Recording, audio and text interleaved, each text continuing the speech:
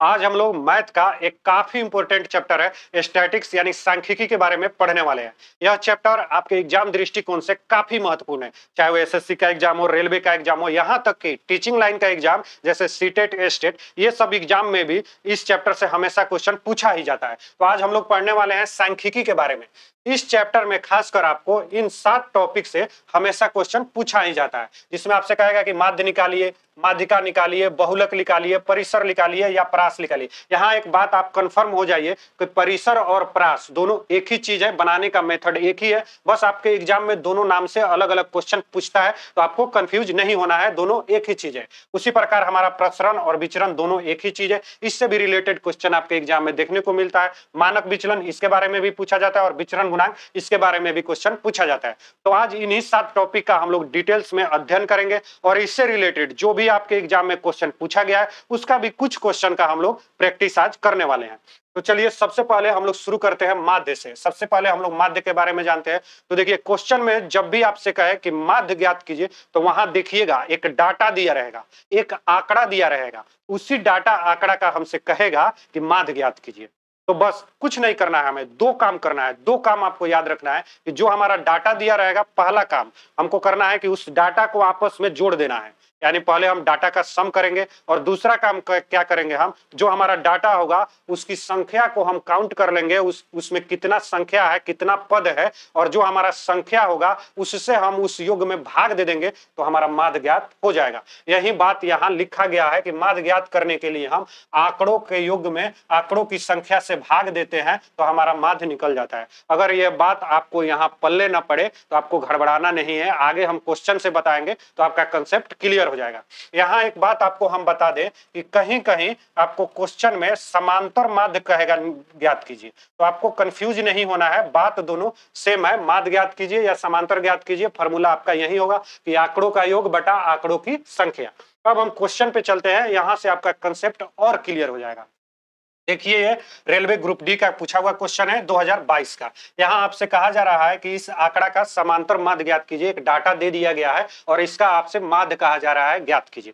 तो हम जानते हैं कि माध्य निकालने का हमारा क्या कंसेप्ट है, तो आंकड़ों का योग और बटे में आंकड़ों की संख्या। तो सबसे पहला क्या करेंगे, हम आंकड़ों का योग करेंगे। तो चलिए हम इसको जोड़ते हैं आपस में। तो 2 3 5 5 8 13 2 15 5 20 5 25 6 31 3 34 9 43 7 50। तो 50 का हमारा शून्य हो गया और कैरी हमारा 5 हो गया, यानी हासिल हमारा 5 हो गया।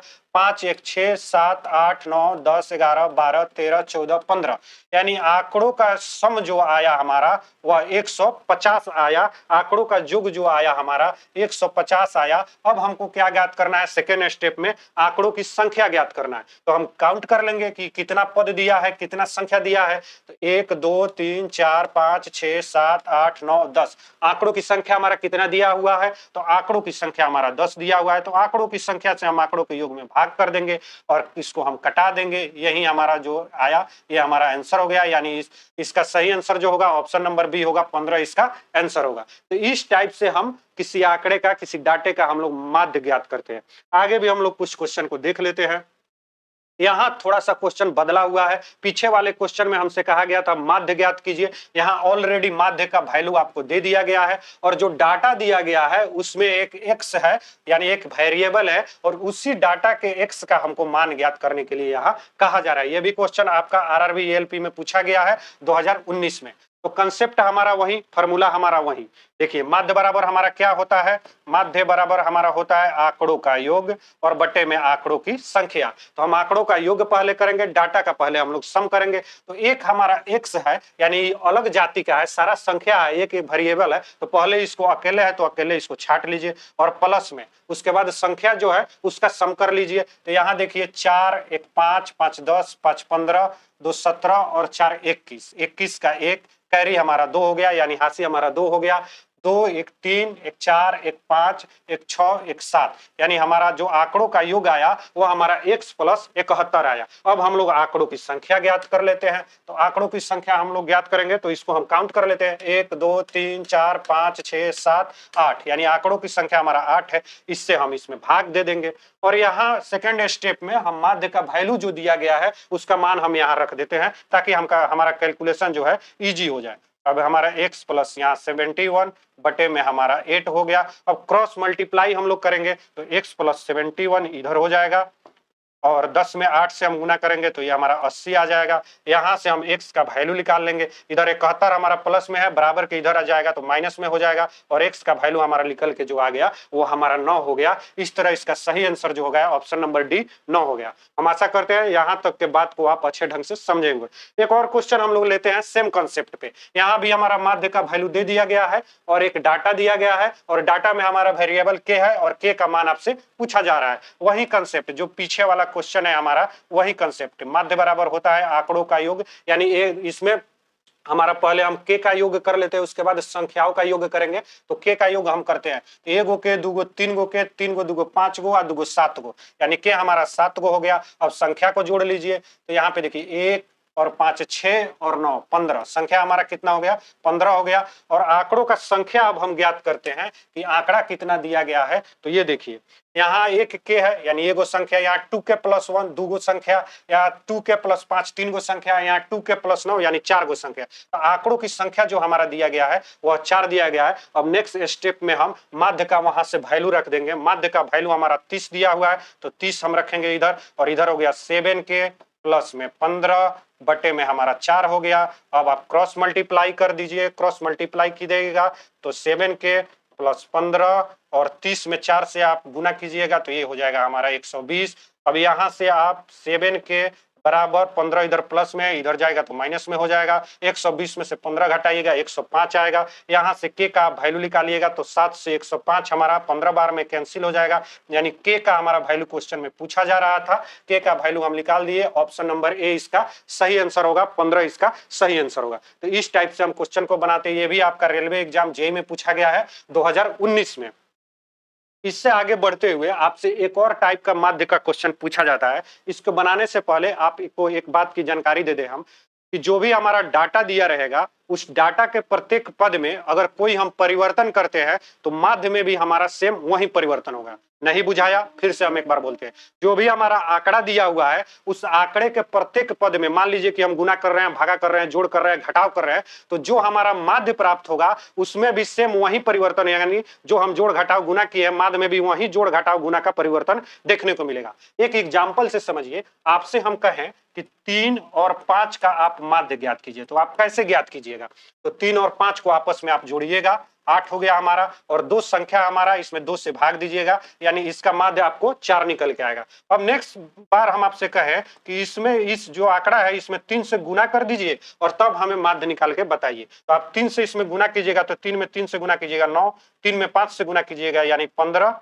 तब अब हमारा जो डाटा हो गया 9 और 15 हो गया। तो अब इसका हम माध्य कैसे निकालेंगे? 9 और 15 को आपस में जोड़ देंगे यानी 24 बटे में 2, और हमारा जो माध्य निकल के आ गया वो हमारा 12 हो गया। अब यहाँ ध्यान दीजिए, पहले हमारा जो डाटा था उसका माध्य निकल के आया है 4, और उसी डाटा में हम 3 से यहाँ गुना कर दिए हैं, 3 से हम यहाँ गुना कर दिए हैं तो हमारा माध्य निकल के आया है 12।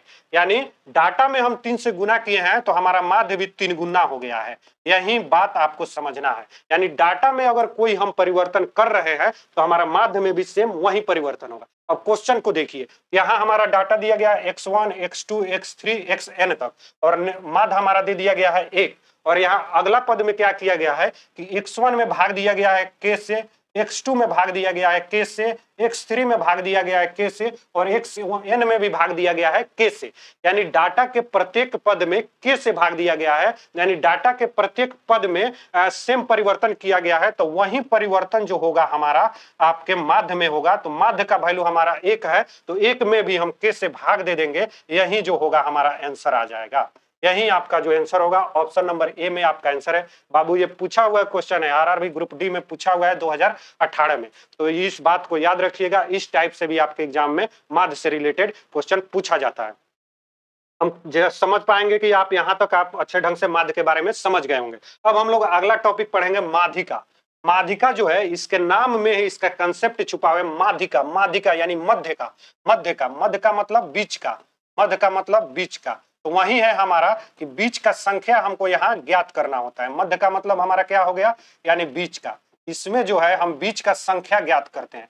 तो यहाँ क्वेश्चन देखिए कि एक डाटा दिया गया है और हमसे कह रहा है कि इसका माध्यिका ज्ञात कीजिए, यानी इस डाटा के बीच का जो संख्या होगा वही हमारा माध्यिका होगा। सिंपल सा, माध्यिका का मतलब है कि मध्य का यानी बीच का संख्या हमको ज्ञात करना है। लेकिन लेकिन लेकिन एक कंसेप्ट है यहाँ कि जो भी हमारा डाटा दिया रहता है सबसे पहले उसको हम अरेंज करते हैं, सजाते हैं, ऑर्डर में लिखते हैं, उसके बाद हम बीच का संख्या ज्ञात करते हैं। तो ऑर्डर में लिखने का डाटा का तरीका क्या है? तो हमारे पास दो तरीका है, एक है हमारा असेंडिंग ऑर्डर यानी आरोही क्रम और दूसरा है हमारा डिसेंडिंग ऑर्डर यानी अवरोही क्रम। आरोही क्रम का मतलब हुआ कि घटते से बढ़ते क्रम की ओर और अवरोही क्रम का मतलब हुआ बढ़ते से घटते क्रम की ओर। तो जो भी हमारा डाटा होगा इसमें पहला काम हम क्या करेंगे? डाटा को अरेंज करेंगे ऑर्डर में, क्रम में। तो ये क्वेश्चन हम बनाते हैं तो पहले हम इस डाटा को अरेंज करेंगे। तो मान लीजिए हम आरोही क्रम में अरेंज करते हैं, यानी पहले छोटी संख्या को लिखते हैं और छोटी संख्या से बड़ी संख्या को हम बड़ी संख्या की ओर धीरे धीरे बढ़ेंगे। तो हम छोटी संख्या से शुरुआत करते हैं, आरोही क्रम में हम इस डाटा को सजाते हैं। तो सबसे छोटी संख्या 2 है हमारा, उसके बाद 5 है, उसके बाद 7 है, उसके बाद 8 है। तो यहाँ लिख लीजिए, पहले 2 हो गया, 5 हो गया, 7 हो गया, 8 हो गया। अब उसके बाद छोटी संख्या हमारा 11 है, उसके बाद 14 है, उसके बाद 15 है। 11 हो गया, 14 हो गया, 15 हो गया। इस डाटा को हम पहला काम क्या किए कि क्रम में सजा लिए। अब दूसरा काम क्या करना है? क्रम में सजाने के बाद जो हमारा डाटा प्राप्त होगा इसके प्रत्येक पद को आप काउंट कीजिए कि ऑड आ रहा है या इवन आ रहा है। यानी डाटा को पहले हम क्रम में सजा लेंगे, दूसरा काम करेंगे कि हम इसके पदों को काउंट करेंगे कि ऑड आ रहा है कि इवन आ रहा है। तो चलिए हम इसको काउंट करते हैं, 1 2 3 4 5 6 7, यानी ये हमारा प्राप्त हो रहा है 7, जो हमारा ऑड है यानी विषम है। तो यहाँ कंसेप्ट क्या है कि अगर हमारा डाटा का पदों की संख्या ऑड हो तो हमारा बीच का जो संख्या होगा वो हमेशा 1 प्राप्त होगा, वही हमारा माध्यिका होगा। अब यहाँ देखिए 7 को हमें पद दिया गया है तो हम आसानी से आगे पीछे 3 का पेयर लगा देंगे तो बीच में हमारा एक संख्या बच जाएगा। इधर हम 3 का पेयर लगा दिए, इधर हम 3 का पेयर लगा दिए, बीच में हमारा जो ये बच गया 8, यही हमारा माध्यिका हो गया और यही इसका आंसर हो जाएगा, ऑप्शन नंबर ए। अब आपके दिमाग में आ रहा होगा कि कहीं डाटा हमारा सम होता तब क्या होता? तो अगला क्वेश्चन उसी कंसेप्ट पे है, लेकिन यहाँ एक बात समझ लीजिए उंगली के एग्जांपल से। मान लीजिए ये 3 उंगली है, ये 3 हमारा ऑड नंबर है, इससे आपको कहे हम कि बीच वाली संख्या आप ज्ञात कीजिए, तो आप सीधे इसको पकड़िएगा, इधर 1 और इधर 1, दोनों साइड में बराबर बचना चाहिए, दोनों साइड में बराबर, और बीच में हमारा 1 बच गया। तो जब भी हम, ये 5 है हमारा, तो 2 हम इधर लगा दिए, 2 इधर लगा दिए, बीच में हमारा 1 बच गया। तो 5 हमारा ऑड था तो बीच में हमारा 1 बच गया, एक संख्या बच गया। तो उसी तरह हमारा डाटा अगर ऑड होगा तो बीच में हमेशा हमारा 1 बचेगा, आगे पीछे का पेयर हम सेम लगाएंगे तो बीच में हमारा 1 संख्या आएगा, वही हमारा माध्यिका होगा। लेकिन लेकिन लेकिन अगर ये 4 उंगली है और आपसे कहे कि बीच वाली उंगली बताइए कौन सा है, तो आप ऐसा थोड़े कीजिएगा कि दुगो है ना सटा दीजिए, दुगो है ना सटा दीजिए, तो बीच में एक खाली हो गया ना। तो इसमें क्या होता है, दोनों तरफ बराबर करने के लिए तो हम यही करेंगे ना कि ये गोई लेंगे, इधर से ये गोई लेंगे, तो दोनों तरफ एक एक हमारा बराबर हो गया और बीच में हमारा 2 संख्या बच गया। तो उन दोनों संख्याओं को आपस में हम जोड़ेंगे और संख्या हमारा 2 है तो इसमें 2 से हम भाग देंगे। यानी जब भी हमारा सम डाटा होगा, डाटा हमारा सम होगा, तो बीच में हमें 2 संख्या प्राप्त होगा, तो उन दोनों संख्याओं को पहले हम आपस में जोड़ेंगे तो और फिर उसमें हम 2 से भाग देंगे, तो जो हमारा रिजल्ट आएगा वही हमारा माध्यिका होगा। आगे हमारा वही क्वेश्चन है। क्वेश्चन यहाँ दिया गया है कि किसी बल्लेबाज का पिछले 10 पारियों का आपको स्कोर दिया गया है। एक बल्लेबाज है, वो 10 गो मैच खेला है और 10 गो मैच में इस क्रम में वो अपना जो है रन बनाया है, इस क्रम में वो अपना जो है रन बनाया है। तो इसका हमको माध्यिका ज्ञात करना है। तो यहाँ तो आप समझ गए कि 10 गो पारी है यानी 10 गो पद होगा, 10 गो मैच खेला है तो 10 हमारा सम संख्या हुआ, तो बीच में जरूर हमें 2 संख्या प्राप्त होगा। आगे पीछे पेयर लगाने के बाद बीच में हमें 2 संख्या जरूर प्राप्त होगा। तो सबसे पहला हम क्या करेंगे, डाटा को पहले हम अरेंज करेंगे, क्रम में सजाएंगे। तो हम चलिए आरोही क्रम में इसको सजाते हैं, यानी छोटी संख्या से बड़ी संख्या की ओर। सबसे छोटी संख्या हमारा 6 है, फिर 8 है, फिर हमारा 27 है। पहले लिख लीजिए 6 8 27, फिर आपका कितना है 50 है, 50 के बाद आपका एक 63 है, 65 है, 50 63 65, फिर आपका कितना है 81 है, 81 के बाद आपका 122 165 और 180 है, 81 122 165 और हमारा लास्ट में कितना हो गया 180 हो गया। तो हमें तो ये डाटा गिनने की भी जरूरत नहीं है, चाहे तो आप गिन सकते हैं, लेकिन यहाँ दिया गया है कि 10 पारी का ये बल्लेबाज का स्कोर है, तो हम समझ पा रहे होंगे कि 10 ही ये डाटा होगा। ऐसे आप गिन सकते हैं 1 2 3 4 5 6 7 8 9 10। अब इसको हम अरेंज कर लिए, क्रम में सजा लिए, असेंडिंग ऑर्डर में सजा लिए। अब इसका हम पेयर लगाते हैं, तो 10 को अगर हमको संख्या दे दिया जाए और बीच वाली संख्या पूछा जाए और आगे पीछे कहा जाए कि समान होने चाहिए और बीच वाली संख्या आप ज्ञात कीजिए, तो आप क्या कीजिएगा, आगे 4 गो, पीछे 4 गो, बीच में 2 बच जाएगा, वही हमारा बीच का संख्या हो जाएगा। तो आगे 4 का पेयर हम लगा देते हैं, पीछे से 4 का हम पेयर लगा देते हैं, एगो ई और 3 गो ई, बीच में हमारा ई दुगुड़ा बच गया, बीच में हमारा ई दुगुड़ा बच गया। अब इस दोनों का हम जोग कर लेते हैं, 63 प्लस 65, और 2 संख्या हमारा बीच में है तो 2 से इसमें हम भाग देंगे, इन दोनों को जोड़िएगा तो 128 आएगा, 63 प्लस 65, इसमें 2 से आप भाग दीजिएगा तो फाइनल आंसर आपका जो आ गया, इसका माध्यिका जो निकल के आया वह 64 हो गया। ऑप्शन नंबर डी इसका सही आंसर है। देखिए ये एनटीपीसी के एग्जाम सीबीटी 2 में पूछा गया है, एनटीपीसी 2 में 2022 में। इस टाइप से आपके एग्जाम में माध्यिका के बारे में क्वेश्चन पूछा जाता है। एक और क्वेश्चन इसमें पूछा जाता है, इसके पहले हम जो भी क्वेश्चन देखे हैं दो, वहां हम माध्यिका ज्ञात करते थे, लेकिन इस क्वेश्चन में हमारा ऑलरेडी माध्यिका दिया हुआ है और जो डाटा दिया हुआ है उस डाटा में हमारा एक एक्स है और एक्स का वैल्यू आपसे पूछा जा रहा है कि क्या होगा। तो वही हमारा कंसेप्ट है कि पहले हमारा जो माध्यिका होता है, पहले हमारा जो माध्यिका होता है उसको हम ज्ञात कर लेंगे। तो माध्यिका ज्ञात करने का तरीका हमारा क्या है, तो माध्यिका हमारा ज्ञात करने का पहले डाटा को अरेंज करेंगे, लेकिन यहाँ देखिए ऑलरेडी ये डाटा क्रम में है, आरोही क्रम में। यहाँ क्वेश्चन में दिया गया है कि दिए गए आंकड़ों को आरोही क्रम में व्यवस्थित किया गया है, ऑलरेडी डाटा हमारा सजाया हुआ है। तो हम डाटा हमारा पहले काउंट कर लेंगे। अब पहला काम हमको क्या करना था कि डाटा को सजाना था, लेकिन क्वेश्चन में ऑलरेडी डाटा को सजा दिया गया। तो अब क्या करेंगे कि हम डाटा को काउंट करेंगे कि सम आ रहा है कि विषम आ रहा है। तो चलिए हम डाटा को काउंट करते हैं। काउंट कीजिए, 1 2 3 4 5 6 7 8 9 10 हमारा सम आ रहा है। तो बीच वाली संख्या हमें 2 प्राप्त होगा, 4 4 का पेयर लगेगा, तो 4 इधर से 4 इधर से, बीच में ई दुगुड़ा बच गया, बीच में हमारा ई दुगुड़ा बच गया, x प्लस x और x प्लस 2, यही ना हमारा बचा। तो यहाँ हमारा माध्यिका क्या हो जाएगा, x और x प्लस 2, यही 2 संख्या हमारा बच रहा है। इन दोनों को आपस में जोड़ के हम 2 से इसमें भाग देंगे।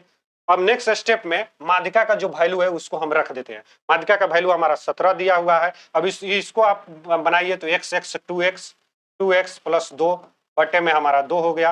अब इसको क्रॉस मल्टीप्लाई कीजिए, क्रॉस मल्टीप्लाई कीजिएगा तो 2x प्लस 2 और ये 17 में 2 से तो ये हो जाएगा 34। यहाँ से आप अगर 2x और 2 को इधर जाएगा तो ये माइनस में हो जाएगा, तो ये 32 हो गया और x का वैल्यू हमारा निकल के आ गया 16। यही इसका सही आंसर होगा। ऑप्शन नंबर ए इसका सही आंसर है। आरआरबी एनटीपीसी के एग्जाम में 2021 में पूछा हुआ क्वेश्चन है। तो इन्हीं 2 टाइप से आपके एग्जाम में माध्यिका से रिलेटेड क्वेश्चन पूछा जाता है। माध्यिका का मतलब समझिएगा बीच की संख्या। अगला टॉपिक है हमारा बहुलक। काफी आसान होता है। बहुलक का मतलब ही समझिए कि कोई एक संख्या जितना बार आया हो, यानी सबसे ज्यादा बार जो संख्या हमारा आता है किसी डाटा में, सबसे ज्यादा बार जो हमारा संख्या आता है वही हमारा बहुलक होता है। सबसे ज्यादा बार, यानी कोई हमारा डाटा अगर दिया हो उसमें जो संख्या सबसे ज्यादा बार, जिस संख्या का सबसे ज्यादा बार रिपीटेशन हुआ हो, पुनरावृत्ति हुआ हो, वही हमारा बहुलक होगा। एग्जाम्पल से हमारा कंसेप्ट क्लियर हो जाएगा। तो देखिए यहाँ क्वेश्चन आपका दिया हुआ है और कह रहा है कि इस डाटा का आप बहुलक ज्ञात कीजिए। यहाँ देखिए 5 एगो है, एगो यहाँ है, 2 गो है, 4 यहाँ 2 गो है और 2 गो 4 है, 6 एगो है, 2 गो है, 3 गो है, 7 हमारा एगो है, 2 गो है, 8 9 हमारा एगो है, यानी 6 सबसे बार ज्यादा बार आया है, 3 बार हमारा 6 आया है, तो 6 हमारा इसका आंसर हो जाएगा। बस कुछ नहीं करना है, जो भी हमारा डाटा दिया रहता है सबसे ज्यादा बार जो हमारा संख्या आया रहता है वही हमारा बहुलक होता है। यह भी एनटीपीसी में पूछा गया है 2022 में। आगे हम क्वेश्चन देख लेते हैं।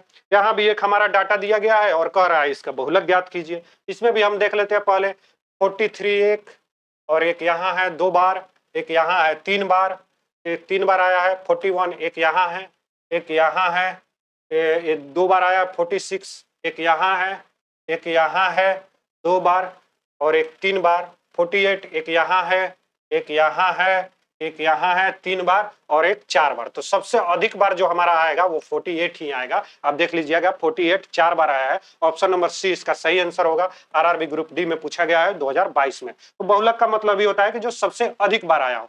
अभी तक हम लोग क्या क्या पढ़े, तो अभी तक हम लोग पढ़ लिए माध्य के बारे में, माध्यिका के बारे में और बहुलक के बारे में। तो इन तीनों में एक रिलेशन भी होता है, इन तीनों में एक रिलेशन होता है हमारा। वो रिलेशन क्या होता है, इस पे भी रिलेटेड हमारा क्वेश्चन देखने को मिलता है। तो रिलेशन होता है हमारा कि बहुलक बराबर 3 गुना माध्यिका माइनस 2 गुना माध्य, यानी मोड बराबर 3 into median minus 2 into mean. ये एक रिलेशन होता है, इससे भी रिलेटेड हमारा एग्जाम में क्वेश्चन पूछा जाता है। इन तीनों में एक रिलेशन होता है। यहाँ क्वेश्चन आपका दिया गया है कि एक आपका प्रेक्षण दिया गया है, निश्चित संख्या की माध्यिका आपको 55 दे दिया गया है और माध्य आपको 58 दिया गया है और बहुलक आपसे कहा जा रहा है कि ज्ञात कीजिए। तो यही फॉर्मूला का हम लोग यूज करेंगे। तो हमारा बहुलक बराबर क्या होता है, 3 इंटू माध्यिका माइनस 2 इंटू माध्य, यानी बहुलक बराबर हमारा क्या होगा,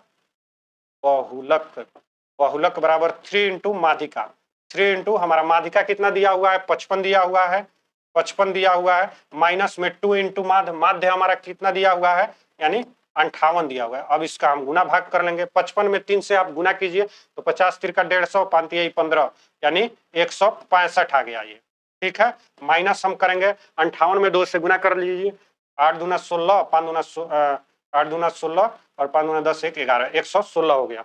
इसको आप घटाइएगा 65 में से, तो ये हमारा कितना आ जाएगा, तो ये हमारा 49 आ जाएगा। 49 जो होगा इसका सही आंसर होगा। 15 में से 6 गया 9 और ये हमारा 15 में से 11 गया 4। तो इस प्रकार से हमारा ऑप्शन जो है, ऑप्शन नंबर सी इसका सही आंसर हो जाएगा, ठीक है। तो इस रिलेशन को भी याद रखिएगा आप, बहुलक बराबर 3 इंटू माध्यिका माइनस 2 इंटू माध्य, इससे भी आपका क्वेश्चन पूछा जाता है। ये भी आपका ग्रुप डी का पूछा हुआ क्वेश्चन है। इससे आगे बढ़ते हुए अब हम लोग परिसर और परास के बारे में जान लेते हैं। दोनों एक ही बात है। कहीं कहीं आपके एग्जाम में रेंज इंग्लिश में लिखा गया है, लेकिन हिंदियों में दे देता है कि रेंज ज्ञात कीजिए। तो बात एक ही है, कंसेप्ट बस आपको समझना है, आपको कंफ्यूज नहीं होना है। तो हमको जो भी डाटा दिया रहेगा, अगर उससे कहे कि परिसर यानी परास या रेंज ज्ञात कीजिए, तो आपको उस डाटा की सबसे बड़ी संख्या में से सबसे छोटी संख्या को घटा लेना है, बस आपका परास परिसर निकल जाएगा। काफी आसान है, सबसे बड़ी संख्या में से सबसे छोटी संख्या को बस हम घटा लेंगे।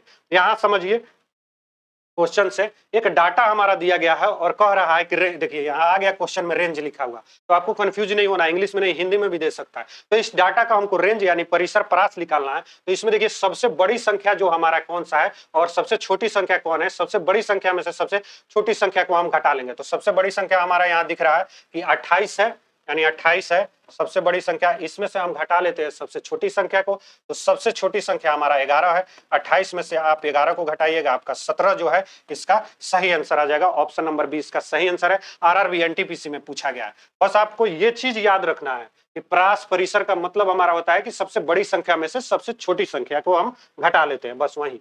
आगे हमारा एक आंकड़ा दिया हुआ है, इसमें आपसे कहा गया है कि परिसर ज्ञात कीजिए। अब इसमें भी सबसे बड़ी संख्या आप देख लीजिए, तो सबसे बड़ी संख्या हमारा 19 है। सबसे बड़ी संख्या में से सबसे छोटी संख्या आप देख लीजिए, तो सबसे छोटी संख्या हमारा यहाँ 9 दिख रहा है। 19 में से 9 गया हमारा 10 जो होगा, इसका आंसर हो जाएगा option number B. RRB RPF SI के एग्जाम में पूछा गया है 2019 में। इससे आगे बढ़ते हुए क्वेश्चन हम इस पे और ले लेते हैं कि पहले 7 अभाज्य संख्याओं का परास ज्ञात कीजिए। तो अभाज्य संख्या हमारा कहां से शुरू होता है, 2 3 5 7 11 13 17, यही हमारा पहले 5 गो का, पहले 7 गो कर रहा है। तो 2 2 4 2 6 1 7, पहले 7 अभाज्य संख्या हमारा यही होगा। अब इसका हमसे परास पूछ रहा है, यानी 17 माइनस हमारा 2 हो जाएगा। सबसे बड़ी संख्या में से सबसे छोटी संख्या को हम घटा लेंगे, इसका हमारा आंसर आ जाएगा 15। ऑप्शन नंबर ए इसका सही आंसर होगा। अब आइए इससे आगे बढ़ते हुए हम लोग प्रसरण और विचरण के बारे में पढ़ते हैं, यानी इसका इंग्लिश होता है वेरिएंस। काफी इंपॉर्टेंट है, आपके एग्जाम में इससे क्वेश्चन पूछा जाता है। यहाँ एक आपको फार्मूला दिया गया है प्रसरण से रिलेटेड। प्रसरण या विचरण बराबर हमारा होता है मानक विचलन का होल स्क्वायर। मानक विचलन क्या है, आगे इसके बारे में हमको पढ़ना है। नेक्स्ट इसके बारे में हम लोग मानक विचलन पढ़ेंगे, पहले आप इसको यहाँ समझिए। तो देखिए प्रसरण और विचरण से संबंधित आपके एग्जाम में 2 क्वेश्चन पूछता है।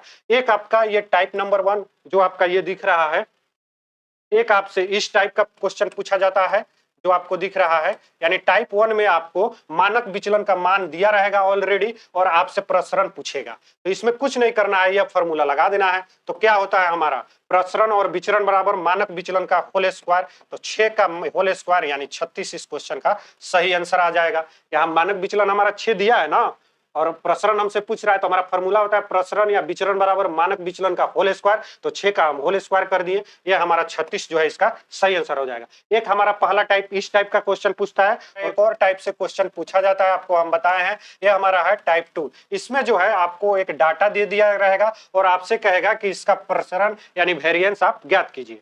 तो इसको भी हम लोग देखते हैं कि कैसे ये बनता है। तो सबसे पहला हम काम करेंगे कि जो भी हमारा डाटा दिया रहेगा उसका हम माध्य ज्ञात कर लेंगे। पहला काम हमको क्या करना है स्टेप फर्स्ट में कि डाटा का हमको माध्य ज्ञात करना है। तो माध्य बराबर हमारा क्या होता है आंकड़ों का योग बटा आंकड़ों की संख्या। तो पहले इस आंकड़ों का योग ज्ञात कीजिए। तो 3 6 9 5 14 2 16 और 4 20 यानी इसका सम आ गया 20। और आंकड़ों की संख्या कितना है आंकड़ों की संख्या हमारा 5 है। 20 में 5 से हम भाग देंगे यानी माध्य हमारा निकल के जो आया 4 आया। अब जब हमारा माध्य ज्ञात हो गया तो स्टेप 2 में हम क्या करते हैं कि ये जो डाटा का प्रत्येक पद है प्रत्येक पद को माध्य में से हम घटा के उसका स्क्वायर करते हैं, प्रत्येक पद को हम माध्य में से घटा के उसका वर्ग करते हैं। तो चलिए हम स्टेप 2 का कार्य करते हैं। तो 3 में से हम 4 को घटाएंगे 1 यानी 1 का हम स्क्वायर करेंगे, फिर हमें 1 प्राप्त होगा। 6 में से हम 4 को घटाएंगे 2 तो 2 का हम स्क्वायर करेंगे, हमें 4 प्राप्त होगा। फिर 5 में से 4 को घटाएंगे हम 1 का हम स्क्वायर करेंगे, हमें 1 प्राप्त होगा। फिर 2 में से 4 को घटाएंगे 2 का हम स्क्वायर करेंगे, हमें 4 प्राप्त होगा। फिर हम 4 में से 4 को घटाएंगे 0 का स्क्वायर करेंगे, हमें 0 प्राप्त होगा। यहाँ 0 को भी लेके चलना है, अगर आप लेके नहीं चलिएगा तो आपका आंसर गलत हो जाएगा, आगे हम आपको बताएंगे। अब देखिए सेकेंड स्टेप का जो हम कार्य कर लिए उसके बाद से हमें एक न्यू डाटा मिला। वह डाटा हमारा अब क्या हो गया 14140। अब इसका हमें प्रसरण ज्ञात करना है। तो इसका हम प्रसरण भी माध्य की तरह ही ज्ञात करते हैं, इसका हम प्रसरण भी माध्य की तरह ही ज्ञात करते हैं। यानी प्रसरण ज्ञात करने के लिए भी इसका पहले हम सम करेंगे और जितना ये संख्या होगा उस सम में हम भाग दे देंगे, हमारा प्रसरण निकल के आ जाएगा। तो इसका पहले सम कीजिए। तो 1 का 4 5 5 1 6 4 10 और बटे में संख्या कितना है 1 2 3 4 5 4 नहीं, इसलिए हम बोले हैं कि 2 को लेके चलना है, 0 को लेके चलना है। 0 को आप छोड़ दिए रहते तो आपका संख्या 4 हो जाता, आपका आंसर गलत हो जाता। तो 0 भी आए अगर घटाने पे तो उसको भी लेके चलना है और यहाँ 0 भी हमारा संख्या होगा, इसको भी हम इस पद में काउंट करेंगे। तो 1 2 3 4 5 हमारा पदों की संख्या हो गया, आंकड़ों की संख्या हो गया 5, 5 में इससे भाग देंगे तो हमारा 2 जो आएगा यही हमारा प्रसरण निकल के आएगा। तो आंकड़ा अगर दिया हो अगर उसका प्रसरण का है तो हम इसी स्टेप से इसी मेथड से उसका प्रसरण ज्ञात करते हैं। हम आशा करते हैं इतनी बात को आप समझ गए होंगे। अब अगला टॉपिक है हमारा मानक विचलन स्टैंडर्ड डेविएशन से। आपको हम बताए हैं पिछला क्वेश्चन में कि आगे हम लोग मानक विचलन के बारे में पढ़ेंगे। तो इसका जो एक फार्मूला होता है इसमें भी 2 टाइप से क्वेश्चन पूछता है। एक डायरेक्ट आपको क्वेश्चन में जो होगा यहाँ पे प्रसरण यानी विचलन आपको दे दिया रहेगा और मानक विचलन के बारे में आपसे पूछेगा। दूसरा आपको डाटा दे दिया रहेगा और फिर मानक विचलन के बारे में आपसे पूछेगा। सेम प्रसरण में 2 टाइप का पूछता था और यहाँ भी 2 टाइप का क्वेश्चन पूछता है। तो इसका फार्मूला होता है कि मानक विचलन बराबर रूट अंडर प्रसरण। और ये जो चिन्ह आप दिख रहे हैं ये मोड का चिन्ह है। मोड का चिन्ह कहने का मतलब इसका वैल्यू जो होता है हमेशा पॉजिटिव होता है, इसका मान जब भी आएगा हमेशा पॉजिटिव होता है। ऐसे हम लोग ये भी बात जानते हैं कि किसी भी संख्या का हम रूट निकालते हैं तो हमें 2 वैल्यू प्राप्त होता है, एक निगेटिव में एक पॉजिटिव में। तो यहाँ हम मानक विचलन में हमेशा पॉजिटिव वैल्यू को लेके चलेंगे। तो ये क्वेश्चन देखिए कि एक डाटा सेट विचरण प्रसरण 324 है तो मानक विचलन ज्ञात कीजिए। यानी यहाँ हमारा प्रसरण का वैल्यू दे दिया है 324। तो मानक विचलन हमको ज्ञात करने के लिए क्या करना पड़ता है, रूट में हम लिखते हैं जो हमारा प्रसरण है 324। किसका 324 रूट होता है 18 का रूट होता है। तो ये बाहर निकलेगा तो प्लस माइनस 18 में आएगा, लेकिन हमारा आंसर जो होगा ओनली 18 होगा प्लस में। यहाँ ऑप्शन में देखिए प्लस माइनस में भी दिया है, ये गलत हो जाएगा, इसको हमेशा पॉजिटिव लेके चलेंगे हम। तो 18 इसका सही आंसर हो गया। एक तो इस टाइप का क्वेश्चन पूछता है टाइप 1 है ये, एक तो इस टाइप का। अगला हमारा टाइप 2 पूछता है कि आपको डाटा दे दिया रहेगा तब आप कैसे बनाएंगे। तो ये भी हम पीछे जो प्रसरण बताए हैं सेम उसी स्टेप में बनता है। स्टेप 1 में हम क्या करते हैं पहले इसका माध्य ज्ञात करते हैं। तो इस डाटा का पहले हम माध्य ज्ञात करते हैं। माध्य ज्ञात करने के लिए हमें आंकड़ों का योग बटा आंकड़ों की संख्या चाहिए। इसका योग कीजिए 1 का 2 3 3 9 12 8 20 20 का 0 20 का 0 कैरी हमारा 2 हो गया। 2 1 3 1 4 1 5 यानी इसका सम जो आया वह 50 आया। और आंकड़ों की संख्या आप देख लीजिए कितना है, आंकड़ों की संख्या 1 2 3 4 5 है। तो यहाँ हमारा माध्य जो निकल के आ गया वह 10 निकल के आ गया। अब सेकेंड स्टेप में भी हम वही कार्य करेंगे कि जो हमारा आंकड़ा का पद है उससे हम माध्य को घटाते चलेंगे और उसका वर्ग करेंगे। तो 10 को 10 से घटाएंगे तो यहाँ 0, 0 को भी लेके चलना है, हम पीछे बताए थे 0 का वर्ग हमारा 0 होगा। 11 में से 10 गया 1, 1 का वर्ग करेंगे हम तो हमें 1 प्राप्त होगा। 12 में से 10 गया 2, 2 का वर्ग करेंगे हम तो हमें 4 प्राप्त होगा। और 9 में से 10 गया 1, 1 का वर्ग करेंगे हम तो हमें 1 प्राप्त होगा। उसी तरह 8 में से 10 गया 2, 2 का वर्ग करेंगे हम तो हमें 4 प्राप्त हो गया। अब हमारा जो न्यू डाटा मिला वो हमारा मिला ये 0, 1, 4, 1, 4। अब इसका जो है हम प्रसरण निकालेंगे, क्योंकि यहाँ देख पा रहे होंगे आप कि प्रसरण का रूट निकालना है हमें। तो पहले तो प्रसरण निकालना होगा और तब उसके बाद उस प्रसरण का रूट निकालेंगे तो हमारा मानक विचलन मिल जाएगा। तो इसका पहले हम अब क्या करेंगे, प्रसरण ज्ञात करेंगे। प्रसरण हमारा कितना आएगा, प्रसरण भी हम माध्य जैसा ही निकालते हैं, आंकड़ों का योग बटा आंकड़ों की संख्या। तो इसको जोड़िए, 1 का 4 5, 5 1 6, 4 10, 10 हो गया आपका। और बटे में आंकड़ों की संख्या कितना है, 1 2 3 4 5, 5 हो गया। यानी हमारा प्रसरण जो निकल के आया हमारा 2 निकल के आया। अब मानक विचलन इसका हम ज्ञात करेंगे। तो मानक विचलन का हमारा जो फॉर्मूला होता है वह हमारा होता है रूट अंडर प्रसरण विचलन। रूट अंडर प्रसरण होता है हमारा। तो रूट में हमारा प्रसरण का वैल्यू 2 है, यही हमारा आंसर हो जाएगा। पॉजिटिव हमेशा रहता है तो √2 हमारा जो है इसका सही आंसर हो जाएगा। तो इस टाइप से इस क्वेश्चन को हम बनाते हैं और 2 टाइप से आपका मानक विचलन भी पूछा जाता है और 2 टाइप से आपके प्रसरण के बारे में भी पूछा जाता है। एक टॉपिक और हमारा रह गया, काफी इंपॉर्टेंट है, विचरण गुणांक यानी कोफिशिएंट ऑफ वेरिएंस। इसमें देखिए विचरण गुणांक का हमारा जो फॉर्मूला होता है निकालने का, आपको मानक विचलन बटे में माध्य गुने 100, ये आपका मानक विचलन का वैल्यू आपको क्वेश्चन में दिया रहेगा और माध्य का वैल्यू आपको क्वेश्चन में दिया रहेगा। गुने में 100 कर देंगे, हमारा विचरण गुणांक निकल के आ जाएगा। अगर ऐसे ना समझ में आए तो आप यहाँ सिंपल बात में समझिए कि छोटी संख्या को हमेशा ऊपर रखिएगा, यानी छोटी वाली संख्या जो क्वेश्चन में होगा उसको हमेशा ऊपर रखना है और बड़ी संख्या को हमेशा नीचे रखना है। अगर मान लीजिए कि आप फॉर्मूला भूल गए तो आप ये दिमाग में रखिएगा कि छोटी संख्या को ऊपर रखेंगे और बड़ी संख्या को नीचे रखेंगे और गुने में 100 कर देंगे तो हमारा विचरण गुणांक निकल जाएगा। चलिए हम लोग क्वेश्चन देखते हैं। क्वेश्चन